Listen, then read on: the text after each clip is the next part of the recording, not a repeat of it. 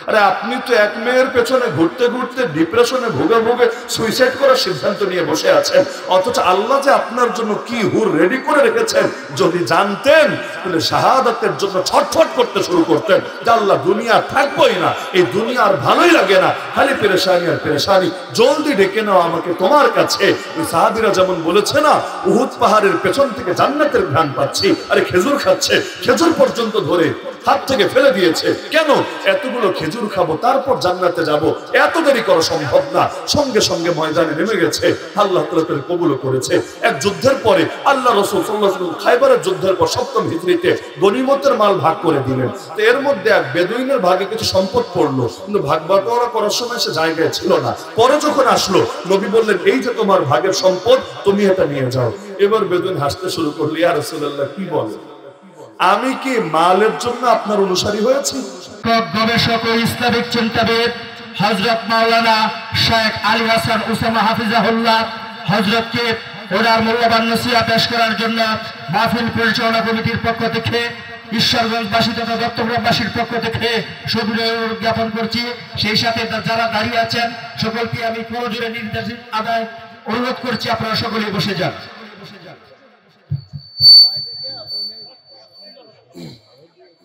السلام عليكم ورحمة الله وبركاته. الحمد لله وحده وكفى وسلام على عباده الذين اصطفى. أما بعد فأعوذ بالله من الشيطان الرجيم. بسم الله الرحمن الرحيم. قل هل يستوي الذين يعلمون والذين لا يعلمون إنما يتذكر أولو الألباب. وقال النبي صلى الله تعالى عليه وسلم إنما العلم بالتعلم والفقه بالتفقه ومن يرد الله به خيرا يفقهه في الدين. آمنت بالله صدق الله العلي العظيم وبلغنا رسوله النبي الكريم.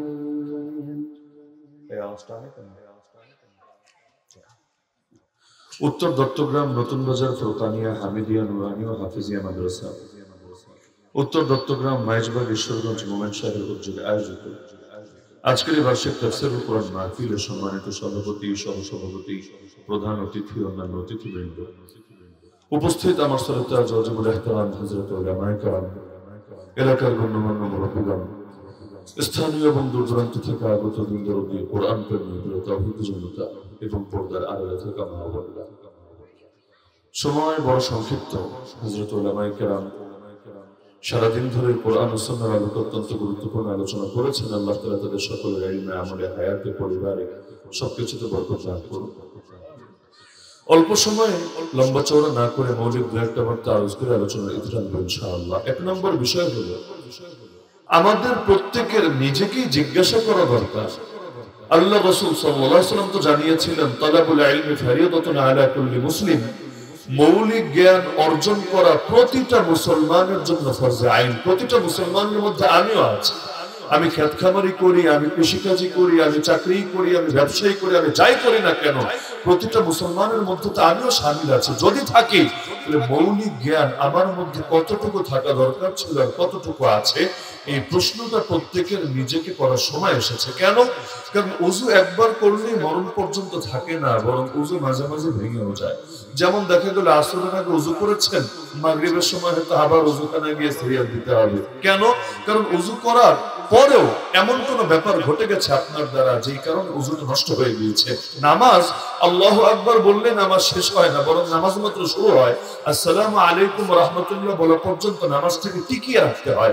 যদি এমন হয় মাঝখানে এমন কিছু করে ফেলেছে যেটা নামাজের সঙ্গে সাংঘর্ষিক, যেমন নামাজ ছেড়ে কিবলার দিক থেকে তার বুক ও তার মুখ ঘুরিয়ে ফেললো, অন্য অন্যদিকে ফিরে দুনিয়াবি কথাবার্তা বলা শুরু করে দিল, অথবা হা হা করে একেবারে আসমান জমিন কাঁপিয়ে হাসাহাসি শুরু করে দিল, ইত্যাদি ইত্যাদি। তাহলে দেখা যাবে নামাজ যদিও শুরু করেছিল দিল দিয়ে ইখলাসের সাথে, কিন্তু এই নামাজ তার সম্পন্ন হয় নাই ঠিকভাবে, বরং নামাজটাকে আবার নতুন করে তাকে আদায় করতে হবে।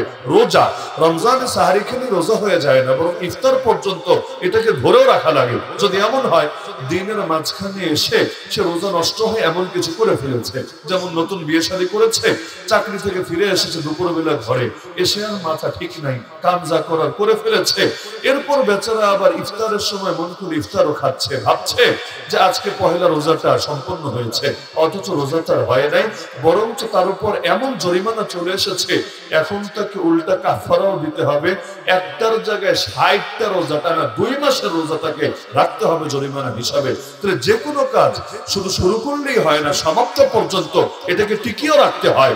তো এই কারণে ঈমান একবার এনেছি, বাচ্চাকালে আল্লাহ তাআলা আমাদেরকে কালেমা পড়ার তৌফিক দিয়েছেন, আলহামদুলিল্লাহ, লা ইলাহা ইল্লাল্লাহ মুহাম্মাদুর রাসূলুল্লাহ। কিন্তু একবার পড়লেই শেষ না, বরং এই কালেমাটা মরা পর্যন্ত ধরে রাখতে হবে, ঈমান নিয়ে বাঁচতে হবে, ঈমান নিয়ে শেষ নিঃশ্বাস ত্যাগ করতে হবে। যদি এমন হয় মাঝপথে কোনো কারণে লাইন থেকে সরে গেলাম, ঈমান থেকে বঞ্চিত হয়ে গেলাম, তাহলে আগে কি করেছি না করেছি কোনো কিছু আর ধর্তব্য হবে না, বরং জাহান্নামে যেতে হবেই হবে। আল আমালু বিল খাওয়াতিম, আমল বিবেচ্য হবে শেষ অবস্থার ভিত্তিতে। সুতরাং শুরু ভালো হলেই হবে না, শেষ ভালো যার সব ভালো তার। ঈমান নিয়ে যে দুনিয়া থেকে যেতে পারবো কি গ্যারান্টি আছে? আমি তো জানি না কোন কোন বিশ্বাস অন্তরে পোষণ করলে ঈমান নষ্ট হয়ে যায়, আমি তো জানি না কোন কোন কথা মুখ দিয়ে বলে ফেললে ঈমান বরবাদ হয়ে যায়, আমি তো জানি না কোন কোন কাজ করলে ঈমান নষ্ট হয়ে যায়। এমন অনেক কথা আছে, এমন অনেক কাজ আছে, এমন অনেক বিশ্বাস আছে যেগুলো ভেতরে ঢুকলে ঈমান আর থাকে না। আমার ঈমান আছে কিনা এটাই গ্যারান্টি দিব কিভাবে, এনশিওর করব কিভাবে? অতটুকু এলেমই তো পারলাম না এই পুরো জীবন জুড়ে হাসিল করতে, কতই না আফসোসের বিষয়। তো বডি তো চেক আপ করে ডাক্তারের কাছে গিয়ে কোথাও ক্যান্সারের জীবাণু রয়ে গেল কিনা, কোথাও কোনো ধরনের বড় রোগ ব্যাধি রয়ে গেল কিনা, ইমানটা চেক দিব কবে, দিলটাকে চেক দিব কবে? না হলে আমি তো ধরে আছি মরতে দেরি, জান্নাতে যেতে দেরি না, অথচ ইমানের লাইন থেকে যদি সরে গিয়ে থাকি আমি আমার অজান্তেই মরতে দেরি, জাহান্নামের আযাব আর গজব শুরু হতে দেরি। সুতরাং প্রতিটা এখানে যারাই আছেন প্রত্যেককে আমি আল্লাহর হস্তে অনুরোধ করি, হয়তো মাদ্রাসায় সবাই পড়বেন না, পড়া সম্ভব না, কারণ বয়স হয়ে গেছে 60 বছর, আর কি মাদ্রাসায় আসবেন, আর কি মাদ্রাসায় পড়বেন? বাচ্চা কাচ্চারা নয়তো ছোটবেলা থেকে ঈমান শিখালেন নুরানিতে দিয়ে, মক্তবে দিয়ে, কিন্তু বাচ্চার ঈমান দিয়ে কি আপনার চলবে? নিজের ঈমান ঠিক করা লাগবে না? অবশ্যই লাগবে। আমি প্রথম অনুরোধ করছি সবাইকে হাত জোর করে আল্লাহর ওয়াস্তে, আল্লাহর ওয়াস্তে, আল্লাহর ওয়াস্তে কোন একজন আলেম যার ইলমের উপর আপনার আস্থা হয়, যাকে আপনি মহব্বত করতে পারেন, তার কাছে এসে হাঁটু গেড়ে আদবের সাথে বসে একটু সময় নেন যে হযরত আমাকে মৌলিক জ্ঞানটা আপনি শিখাইয়া দেন, আর তার আগে এই যে আমার ঈমানের এই হালত, আল্লাহর ব্যাপারে এই বিশ্বাস রাখি, নবীজির ব্যাপারে এই বিশ্বাস রাখি, আখিরাতের ব্যাপারে, তাকদীরের ব্যাপারে, ফেরেশতার ব্যাপারে, আসমানি কিতাবের ব্যাপারে এই বিশ্বাস রাখি, শিরক বিদআতের ব্যাপারে আমার এই ক্লিয়ার ধারণা আছে, ইত্যাদি ইত্যাদি। আপনি আপনার হালতগুলো তার সামনে তুলে ধরেন, তিনি আপনাকে কয়েকটা প্রশ্ন করবেন যাচাই করার জন্য। ডাক্তার যেমন প্রশ্ন করে না রোগটা কোন পর্যায়ে আছে বোঝার জন্য, কোন আলেমের কাছে আসলে তিনিও প্রশ্ন করবেন, আচ্ছা বলো তো এই ব্যাপারে তোমার কি ধারণা, এই ব্যাপারে তোমার কি মত, এই ব্যাপারে তোমার কি বক্তব্য? এভাবে এসে একবার ফুল বডি যেমন ডাক্তারের কাছে গিয়ে চেক আপ করান, ফুল দিলটাকে আলেমের কাছে এসে চেক আপ করান, যাতে করে এমন যাতে না হয় আমাদের কারো মরণ হয় শিরকের সাথে, আমাদের কারো মরণ হয় কুফরের সাথে, আমাদের কারো মরণ হয় জাহেলিয়াতের সাথে। তো প্রত্যেককে আমি অনুরোধ করবো আল্লাহর ওয়াস্তে নিজের ঈমানটাকে যাচাই করার চেষ্টা করবেন তো ইনশাআল্লাহ। তবে একবার যাচাই করলেই তো হবে না, একবার যাচাই করলেন আজকের হালতটা বুঝলেন, এখন বাকি 10 বছর পর এই হালত জারি থাকবে সেটা নিশ্চিত করবেন কিভাবে? এজন্য প্রথম কাজ যাচাই করা, দ্বিতীয় কাজ হলো প্রত্যেকে এই ঈমান শিখে নেওয়া, আকীদা শিখে নেওয়া, কুফর শিরক সুন্নাত বেদাত সবকিছু শিখে নেওয়া, কোনটা ফরজ কোনটা হারাম, আর কোনটা বৈধ কোনটা আল্লাহ নিষিদ্ধ করে দিয়েছেন, এই মূল মূল জিনিস যেগুলো ছাড়া মুসলমান হওয়া যায় না, যেগুলো ছাড়া ইসলামের উপর চলা যায় না, এই ইলমগুলো আমরা শিখতে পারবো না ইনশাআল্লাহ। মোটেও কঠিন ব্যাপার না। আল্লাহ নবীর জামানে যারা বেদুইন ছিল, মরুভূমিতে থাকতো, উট চড়িয়ে খেত, এদেরও এই মৌলিক এলেমটা ছিল। আর আমরা তো জন্মসূত্রে মুসলমান, মুসলিম দেশে থাকি, মুসলিম সমাজে থাকি, জীবনের বড় একটা অংশ কেটে গেল। কতই না আফসোসের বিষয়, আজও ইমানটাই শিখতে পারলাম না, আজও আল্লাহ নবীর জীবনী নিয়ে একটা বইও পড়তে পারলাম না, আরে কোরআনটাই সহি করে পড়তে পারি না। এই যে রমজান মাস চলে আসছে, কত বড় আফসোসের বিষয়, পুরো রমজান চলে যাবে, একটা খতম কোরআন দেখে দেখে পড়তে পারবো না। আরে দুনিয়ার সব পারি, বাংলা পারি, ইংলিশ পারি, হিন্দি পারি, এই পারি সেই পারি, কিন্তু খালি আল্লাহর কিতাবটাই পড়তে পারি না। হুজুর কি বাচ্চাকালে হুজুর বাপ মায় শেখায় নাই, তো কি হয়েছে? বাচ্চাকালে শেখায় নাই বলে মরা পর্যন্ত শিখতে পারবা না, এটা কে বলেছে? আল্লাহ নবীর কত সাহাবী বুড়া বয়সে সাহাবী হন নাই, সারা জীবন কাফের ছিলেন, সারা জীবন মূর্তি পূজারী ছিলেন, একেবারে বুড়ো বয়সে গিয়ে হেদায়েত বুঝে এসেছে। তাই বলে তারা কিন্তু পিছিয়ে ছিলেন না, বরং আমাদের মতো জোয়ানদের চাইতেও তারা ইলমে আমলে হার লাইনে এগিয়ে গিয়েছেন। সুতরাং জ্ঞানের লাইনে কোনো বয়স নাই। রমজান আসতে কিন্তু বেশি মাস বাকি নেই, জানেন তো? এই যে নভেম্বরের কত আজকে 25 তারিখ, মার্চের ধরেন 1 তারিখে হয়তো রমজান চলে আসতে পারে, তাহলে সেই হিসাবে ধরলে খুব বেশি নেই, ডিসেম্বর, জানুয়ারি, ফেব্রুয়ারি, 3টা মাস হাতে আছে।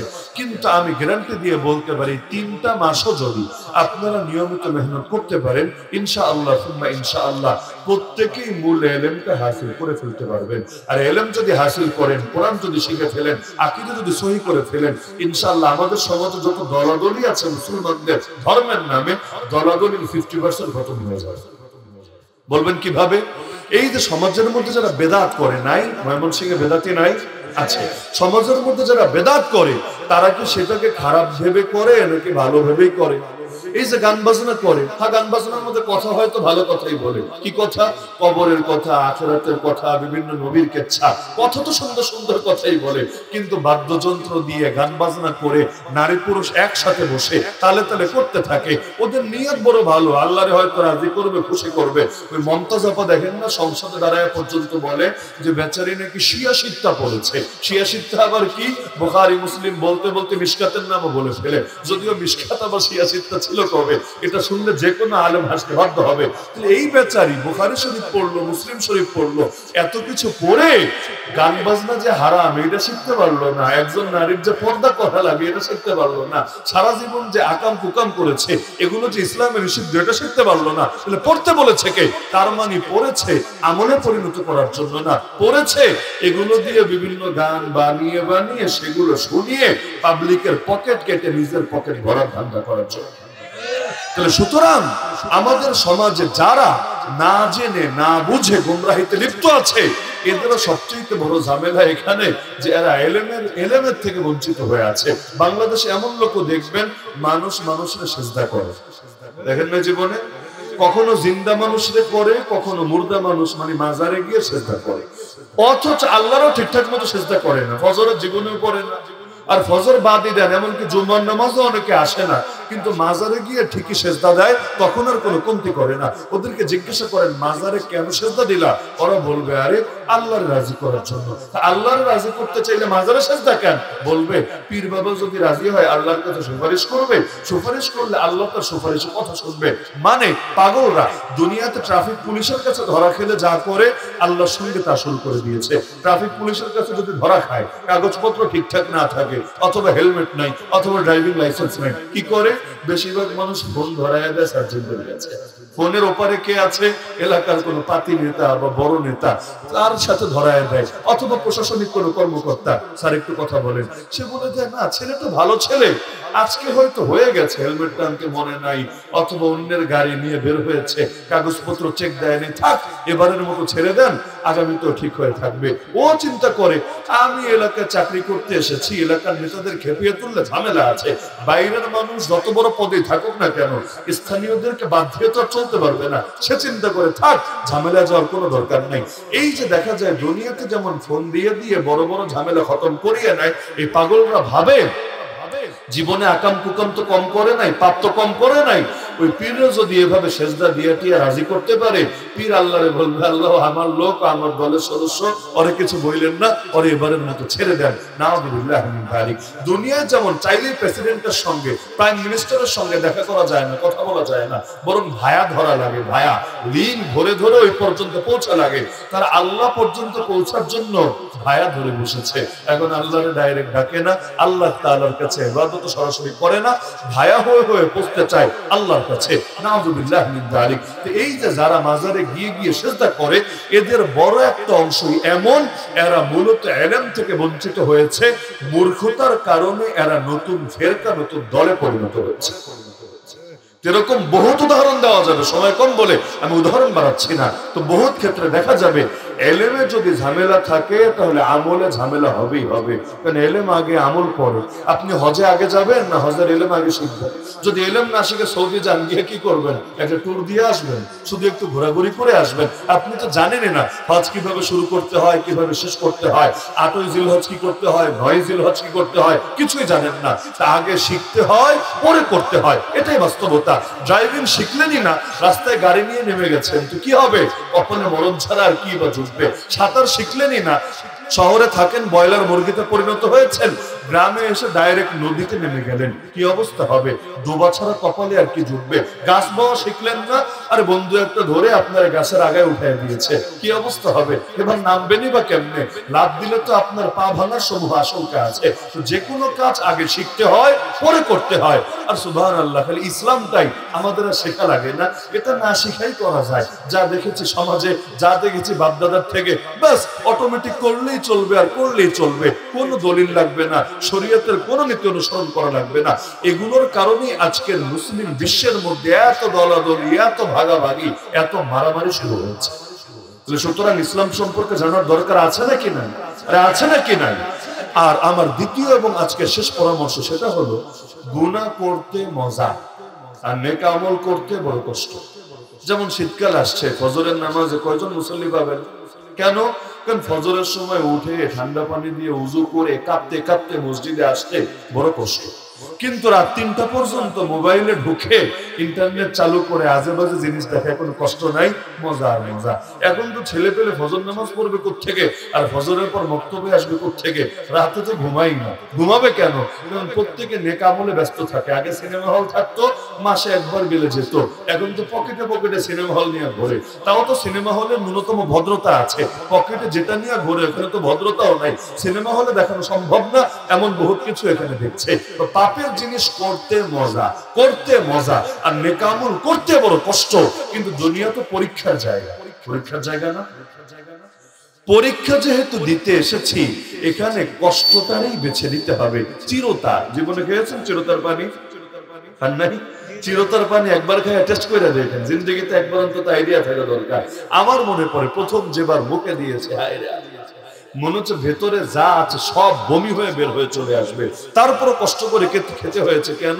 ওষুধ নাকি একটু তিতাই হয়, আর তিতা জিনিস না খেলে রোগ সারবে কিভাবে? চিরতায় বহু উপকার আছে, কিন্তু উপকার অর্জন করতে চাইলে আগে আপনাকে সেই কষ্টটা করে আসতে হবে। তো দুনিয়ার জিনিসটাই এমন, কষ্ট ছাড়া কি হয় রে ভাই?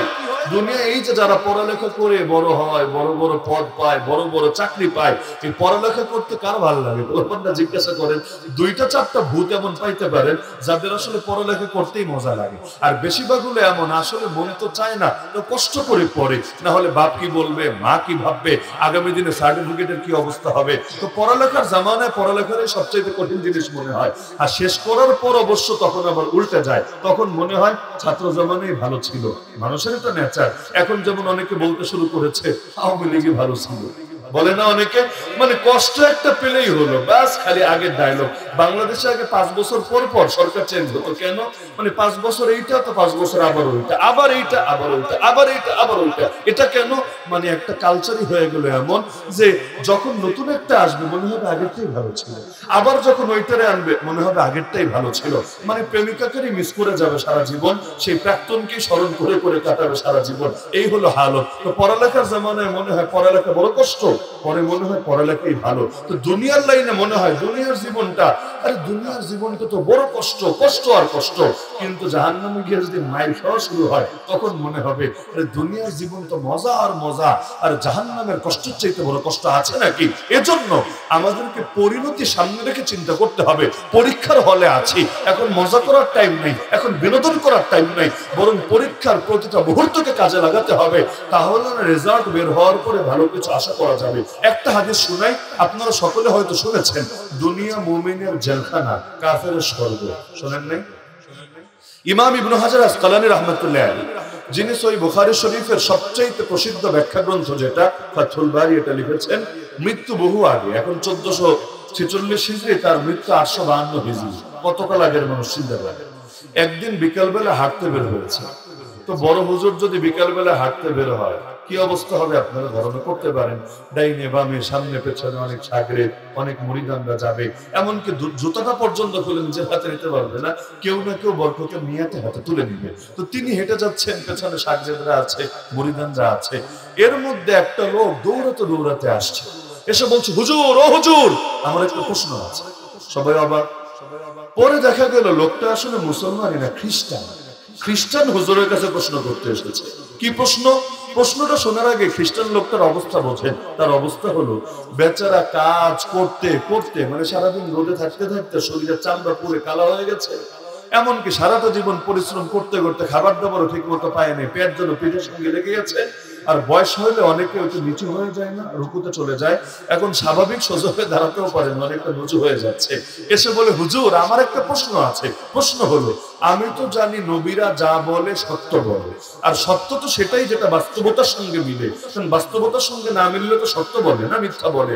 তা আপনাদের নবী নাকি বলেছেন, আপনারা হুজুররাই বলেন যে দুনিয়া মুমিনের জেলখানা, কাফেরের স্বর্গ, কাফেরের বালাখানা। তবে হুজুর, এটা যদি নবী বলেই থাকে, এটাই তো সত্য হওয়ার কথা। কিন্তু আপনি একবার আপনাকে দেখেন আর একবার আমারে দেখেন। দুনিয়া যদি মুমিনের জেলখানা হয়, তাহলে আপনি আমার অবস্থানে থাকা দরকার ছিল। আর কাফেরের যদি বালাখানা হয়, আমি আপনার মতো সুখে শান্তিতে এত এত সাগরেদ থাকবে, মুরিদ থাকবে, খাদেম থাকবে, আমার জোতা নেওয়ার জন্য প্রতিযোগিতা চলবে, এটা হওয়া দরকার ছিল। উল্টা হলো কেন? তাহলে এখন কি বাস্তবতা মানবো না নবীর হাদিস মানবো? তো নবীর হাদিস মানলে বাস্তবতা ঠিক থাকে না, আর বাস্তবতা মেনে নিলে নবীর হাদিসটা, এটারও তো বাস্তবসম্মত খুঁজে পাচ্ছি না। এখন জবাবটা কি হবে? আল্লাহ তাআলা মাঝে মাঝে বুজুর্গদের জবানে এমন জবাব বের করে দেন, এক একটা বাক্য এক একজনের হেদায়েতে জড়িয়ে হয়ে যায়। হাফেজ ইবনে হাজার আসকালানী রাহমাতুল্লাহ আলাইহি বললেন, তোমার প্রশ্ন তো বড় সুন্দর প্রশ্ন, বড় যৌক্তিক প্রশ্ন, কিন্তু আগে তুমি একটা বাস্তবতা বোঝো। সেটা হলো, আল্লাহ রাব্বুল আলামিন জাহান্নামে এবং আখিরাতে কাফেরদের জন্য যে ভয়াবহ যন্ত্রণাদায়ক বিভীষিকাময় আযাব আর গজব প্রস্তুত করে রেখেছেন, তার সঙ্গে যদি তুলনা করা হয়, দুনিয়ার মধ্যে যদি কোনো কাফের সারা জীবন না খেয়েও থাকে, রোগে আক্রান্ত হয়ে সারা জীবন ছটফট করতে থাকে, ঘরবাড়ি নাই, সারা জীবন গাছতলায় দিন কাটাতে হয়, কিন্তু সেই ভয়াবহ আযাব আর গজবের সঙ্গে তুলনা করলে এটা তার বিবেচনায় স্বর্গের মতো, বালাখানার মতো সুখ ছাড়া কিছু নয়। আর মুমিনদের জন্য আল্লাহ রাব্বুল আলামিন জান্নাতে যেই মহান নিয়ামত প্রস্তুত করে রেখেছেন, যা কোনো চোখ দেখেনি, কোনো কান শোনেনি, কোনো অন্তরেও কোনোদিন কল্পনায় আসে নাই, আর আসবে কিভাবে? এই যে হুরের হাদিস সবাই জানেন, 70 ধাপ কাপড় পরার পরও এই 70 পল্লা কাপড় অতিক্রম করে, চামড়া অতিক্রম করে, গোশত অতিক্রম করে, হাড্ডি অতিক্রম করে, হাড্ডির ভেতরের যে শ্বাস আর মগজ, এটা পর্যন্ত দেখা যাবে। আচ্ছা, এটা যদি দেখা যায়, এটাও যে সৌন্দর্য হয়, এটা মাথায় ধরে কিভাবে? দুনিয়াতে যদি দেখেন কেউ হেঁটে যাচ্ছে, তার হাড্ডির ভিতরের মগজ কিলিবিলি করছে, আপনার চোখে ধরা পড়ছে, আপনি তো ভয় পাবেন। আর রাত 3টার সময় যদি এরকম দেখেন, গরম লাগছে, কারেন্ট নাই, হঠাৎ বাইরে বের হয়েছেন, সামনে এসে এমন কেউ দাঁড়িয়েছে, মনে করেন কোন নারী, এমন কেউ দাঁড়িয়েছে যার ভিতরে রক্তও দেখা যায়, গোশতও দেখা যায়, হাড্ডিও দেখা যায়, আপনি তো প্যান্ট ভিজাতে ভিজাতে, লুঙ্গি ভিজাতে ভিজাতে দৌড়ানো শুরু করবেন। আল্লাহর রাসূল এটাকে উদাহরণ দিয়েছেন সৌন্দর্য হিসাবে। আমাদের জ্ঞান আর আমাদের মাথা কতটাই দুর্বল চিন্তা করেন। এটা তো সৌন্দর্য হয়, তাই তো বুঝে ধরে না। আরে হুর, দুনিয়াতে একবার যদি উকি দিত, না চাঁদ লাগতো না সূর্য লাগতো, তার রূপের আলোয় গোটা দুনিয়া চিরকাল আলোকিত হয়ে থাকতো। তার রূপের আলো এমন হতে পারে যে আলোর যদি দুনিয়াতে পড়ে, না চাঁদ লাগে না সূর্য লাগে, মাথায় ধরবে কিভাবে? আরে যদি খালি থুতু ফেলতো, থুতু, বেশি কিছু না, থুতু ফেলতো, তাহলে দুনিয়াতে আর খুশবুও লাগতো না, আতরও লাগতো না, পারফিউমও লাগতো না, গোটা দুনিয়া সেই সুবাসিত হয়ে থাকতো। এগুলো মাথায় ধরবে কিভাবে? দুনিয়া 2 বিয়া করলেই মাথায় চুল থাকে না, আর জান্নাতে 72 ঘুরে স্বামী আল্লাহ আপনাকে বানায় দেয়, টেনশনের কি অবস্থা হবে? তো জান্নাতের কোনো কিছুই তো মাথায় ধরবে না। জান্নাতে মানুষ যখন প্রবেশ করবে, না পেশাব পায়খানা, না ঘুম, না তন্দ্রা, না নিদ্রা, আরে না সেখানে বীর্যপাত, না কোনো কিছু, এগুলো কিচ্ছুই নাই, তারপরে সেখানে সর্বোচ্চ সুখ কিভাবে, মাথায় তো ধরতে চাইবে না। তাহলে এই জান্নাত তো আমাদের কল্পনা করে সম্ভব না। তো জান্নাতের সঙ্গে যদি মুমিনের এই কষ্টের দুনিয়াকে তুলনা করা হয়, ওর যদি মার্সিডিজ গাড়িও থাকে, ওর যদি R15 থাকে, ওর যদি আইফোনের একেবারে লেটেস্ট মডেলও থাকে, ওর যদি একেবারে এসি করা বাড়িও থাকে, জান্নাতের সঙ্গে তুলনা করলে এটা জেলখানার মতো কষ্ট ছেড়ে দিচ্ছে। কারাগারে এখন ধরেন যে আওয়ামী নেতারা আছে, ভিআইপি সুবিধা নিয়ে আছে, বাস্তবতা যেটা, কারণ কারাগারে তাদেরকে যেভাবে রাখে আর আমাদের মতো হুজুরদেরকে নিলে এভাবে রাখে না, আমাদেরকে তেমন ভাবে রাখে যেভাবে চিড়িয়াখানায় জন্তু রাখে। কিন্তু এদেরকে এই যে এত এত ফ্যাসিলিটিস দেওয়ার পর তারা টিভি পায়, পত্র পত্রিকা পায়, সুন্দর কেউ চকি খাট টাইপের কিছু পাওয়া যায়, এত কিছু থাকার পর আপনার কি ধারণা তাদের কাছে কি কারাগারটা মজা লাগবে? এমনকি সেখানে যদি ইন্টারনেট কানেকশনও দিয়ে দেয়, টেলিভিশনের মধ্যে সব চ্যানেল দেখেন বৈশা বৈশা, এমনকি মনে হচ্ছে ইউটিউব ব্রাউজিং করেন, তবুও কি তার মজা লাগবে? সেখানে জিন্দেগিতেও না। কারণ বাহিরে তার যা আছে এটার সঙ্গে তুলনা করলে কারাগারের সুখ আসলে কিছুই না। তো তুলনা তো করা লাগবে। আল্লাহ মুমিনের জন্য যা রেডি করে রেখেছেন, আরে আপনি তো এক মেয়ের পেছনে ঘুরতে ঘুরতে ডিপ্রেশনে ভুগে ভুগে সুইসাইড করার সিদ্ধান্ত নিয়ে বসে আছেন, অথচ আল্লাহ যে আপনার জন্য কি হুর রেডি করে রেখেছেন যদি জানতেন, তাহলে শাহাদাতের জন্য ছটফট করতে শুরু করতেন যে আল্লাহ দুনিয়া থাকবোই না, এই দুনিয়া আর ভালোই লাগে না, খালি পেরেশানি আর পেরেশানি, জলদি ডেকে নাও আমাকে তোমার কাছে। ওই সাহাবীরা যেমন বলেছে না, উহুদ পাহাড়ের পেছন থেকে জান্নাতের ঘ্রাণ পাচ্ছি, আরে খেজুর খাচ্ছে, খেজুর পর্যন্ত ধরে হাত থেকে ফেলে দিয়েছে, কেন? এতগুলো খেজুর খাবো তারপর জান্নাতে যাব, এত দেরি করা সম্ভব না। সঙ্গে সঙ্গে ময়দানে নেমে গেছে, আল্লাহ তাআলা তাকে কবুল করেছে। এক যুদ্ধের পরে আল্লাহ রাসূল সাল্লাল্লাহু আলাইহি ওয়াসাল্লাম খায়বারের যুদ্ধের পর 7ম হিজরিতে গনিমতের মাল ভাগ করে দিলেন। তো এর মধ্যে এক বেদুইনের ভাগে কিছু সম্পদ পড়লো, কিন্তু ভাগ বাটোয়ারা করার সময় সে জায়গায় ছিল না। পরে যখন আসলো, নবী বললেন এই যে তোমার ভাগের সম্পদ, তুমি এটা নিয়ে যাও। এবার বেদুইন হাসতে শুরু করলো, ইয়া রাসূলুল্লাহ কি বলেন, আমি কি মালের জন্য আপনার অনুসারী হয়েছি? আমি কি সম্পদের জন্য যুদ্ধের ময়দানে এসেছি? নবী বললেন আচ্ছা তুমি কি জন্য এসেছো? কেউই তো সম্পদের জন্য আসে নাই। যুদ্ধের ময়দানে সম্পদ পাবে কি গ্যারান্টি আছে? আল্লাহ তাআলা বিজয় দিয়েছেন, গনিমত দিয়েছেন, পেয়েছেন। তো এখন আল্লাহ নবী বলেন তাহলে কেন এসেছো? সে বলে ইয়া রাসূলুল্লাহ আমি তো এসেছি এজন্য কাফের মুশরিকের একটা তীর এসে আমার গলা ঠিক এই বরাবর ঢুকবে, আমি তরপতে তরপতে রক্ত ঝরতে ঝরতে শহীদ হব, শহীদ হয়ে চলে যাবো আল্লাহর কাছে। এই কষ্টের বদৌলতে আল্লাহ আমারে মাফ করে দিবে, আল্লাহ দয়া করে মায়া করে ভালোবেসে আমাকে জান্নাতে একটু জায়গা দিয়ে দিবে। এটা শুনে সাহাবীরা চোখের পানি ধরে রাখতে পারলেন না। কিছুক্ষণ পর আবার যুদ্ধ শুরু হলো, আল্লাহর বান্দা বের হয়ে গেলেন। যখন যুদ্ধ শেষ হলো, সবগুলো লাশ এক জায়গায় একত্র করা হলো, দেখা গেল সে তার গলা ঠিক যেই জায়গায় ইশারা দিয়েছিল ওই বরাবরই কাফেরের একটা তীর ঢুকে শহীদ হয়ে গিয়েছিল। আল্লাহ নবী বললেন আরে এই বান্দা খারাজা মুহাজিরা, আল্লাহ রাস্তায় বের হয়েছিল হিজরত করে, এবং সে নিজেকে এখান থেকে ফিরিয়ে নিল শহীদে পরিণত করে, আর বিনিময়ে তার জন্য জান্নাত অপরিহার্য হয়ে গিয়েছে। তো যার জন্য জান্নাত আছে তার আবার কিসের দুনিয়া? আর দুনিয়া দারু মান লা দারা লাহু ওয়া মালু মান লা মাল লাহু ওয়া লা ইয়াজমাউ মান লা আকল লাহু। আমাদের বুজুর্গরা বলতেন দুনিয়া তার বাড়ি যার আসল বাড়ি নাই, দুনিয়া তার মাল যার আসল মাল নাই। শুধু দুনিয়ার জন্য জমা করে তারা যাদের আকল বুদ্ধি বলতে কিছু নাই। আমরা ফরমে লিখি না স্থায়ী ঠিকানা, একটা লিখি বর্তমান ঠিকানা, আর একটা লিখি কি স্থায়ী ঠিকানা। স্থায়ী ঠিকানা তো সেটাই হবে যেই জায়গা অন্তত স্থায়ী হবে, স্থায়ী ঠিকানাটাও তো অস্থায়ী। আরে আমি তো স্থায়ী না, আমার বাড়িটাও তো স্থায়ী না, এই জমিটাও তো স্থায়ী না। স্থায়ী তো একমাত্র আমার রব, আর রব স্থায়িত্ব দিয়েছেন সেই জান্নাতকে আমাদের জন্য। সুতরাং জান্নাতই হবে আমাদের স্থায়ী ঠিকানা। সুতরাং আমার আখেরি বার্তা এটা, পাপ যদিও করতে বড় মজা আর নেক আমল করতে বড় কষ্ট, কিন্তু সবর মানেই হলো যে এই যে পাপ ছাড়তে যে কষ্ট হয় ওই কষ্টটা সয়ে নেবেন, নেক আমল করতে যে সাধনা হয় ওই সাধনাটা বয়ে নেবেন, আর যত বড়ই বিপদ আসুক না কেন আল্লাহরই রাখবেন, ইন্নাল্লাহা মা'আস সাবিরিন। এভাবে সবর করতে পারলে আল্লাহ থাকবেন আপনার সাথে। আমরা যারা গ্রামাঞ্চলে থাকি এই তিন লাইনই আমাদেরকে সবরের পরিচয় দিতে হবে। গুনাহ ছাড়া লাগবে নাকি লাগবে না? এখন তো ঘরে ঘরে গুনাহ, ঘরে ঘরে গুনাহ। আজকে থেকে উদ্যোগ নেন, আমার ঘরটারে অন্তত পবিত্র করার চেষ্টা করবো। আরে ঘরে নামাজ নাই, ঘরে তেলাওয়াত নাই, ঘরে জিকির নাই, ঘর হয়ে যায় শয়তানের আড্ডাখানা। পরে হুজুরের পেছনে ঘুরতে ঘুরতে মাথা খারাপ, হুজুর জিনে ধরেছে, হুজুর এই সমস্যা হয়েছে। আরে তোর ঘরে জিন ঢুকবে না তো কার ঘরে ঢুকবে? যেই ঘরে তেলাওয়াত নাই, নামাজ নাই, সূরা বাকারা পাঠ হয় না, জিকির হয় না, ওই ঘরে জিন ঢুকবে না তো কি রহমতের ফেরেশতা ঢুকবে? এই যে বাংলাদেশ মূর্তি দিয়ে ভরে ফেলেছিল না, আরে আমাদের পলাতক নেত্রী ডাইনে পুরো বাংলাদেশটাকে মূর্তি দিয়ে ভরে ফেলেছিল না। এক ঘরে, নিজের ঘরেই যদি মানুষ ছবি রাখে, নিজের ঘরেই যদি মানুষ ভাস্কর্য রাখে, ওই ঘরেই তো রহমতের ফেরেশতা ঢোকে না। তো পুরো বাংলাদেশের অলি গলি যদি মূর্তি দিয়ে ভরে যায়, তাহলে দেশে রহমতের ফেরেশতা ঢুকবে কোন দিক দিয়া? আর যদি রহমতের ফেরেশতা না ঢোকে, করোনার ফেরেশতা ঢুকবে, ভূমিকম্পের ফেরেশতা ঢুকবে, এই সমস্ত দায়িত্ব যারা নিয়োজিত, আযাব আর গজবের ফেরেশতারা ঢুকবে। ফলাফল ওদের তো দুনিয়ার কিছু ধান্দা হবে, আমাদের উপর মুসিবত আর মুসিবত লেগে। সুদ বিকাশ যারা ব্যবহার করে, মাঝে মাঝে দেখবেন 6 মাস পর পর 8 আনা 4 আনা 1 টাকা 1.5 টাকা সুদ দেয়। 1 টাকা 1.5 টাকা দিয়ে কি হয়? চকলেটও পাওয়া যায় না, চকলেটের দামও 2 টাকা হয়ে গেছে এখন।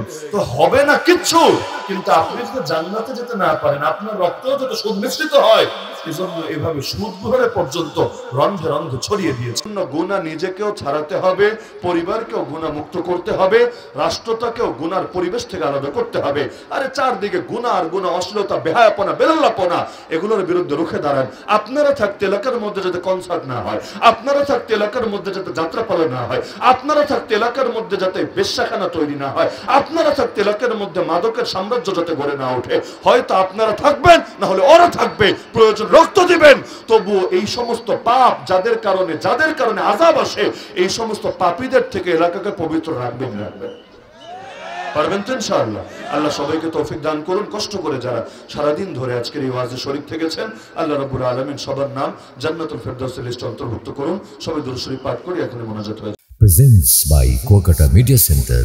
হক্কানি আলেমদের নিত্য নতুন ভিডিও পেতে আমাদের চ্যানেলটি সাবস্ক্রাইব করুন। কুয়াকাটা মিডিয়া সেন্টার, ইসলামিক বিনোদনের বিশ্বস্ত সঙ্গী।